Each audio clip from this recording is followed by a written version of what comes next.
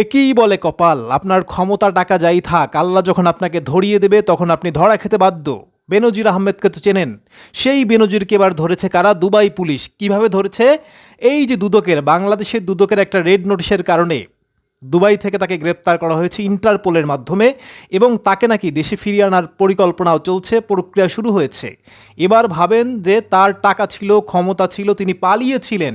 শেখ হাসিনা পালানোর পর তিনিও পালিয়েছিলেন, তারপরও শেষ রক্ষা হচ্ছে না।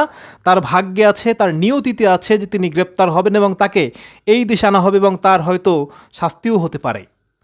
অথচ তিনি যখন ক্ষমতায় ছিলেন, তার দুইটা মেয়ে আছে সম্ভবত, তাদের জন্য সাম্রাজ্য গড়েছিলেন, একের পর এক এত সম্পদ গড়েছেন, হাজার হাজার কোটি টাকার, যেটা একজন আম জনতার কিংবা নর্মাল মানুষের কিংবা কোটিপতিরও দরকার হয় না। একটা লোক 100-200 কোটি টাকা নিতে পারে, কিন্তু একটা লোক হাজার হাজার কোটি টাকা নিয়েছেন এবং অনেক এলাকার অর্ধেক কিনে ফেলেছেন।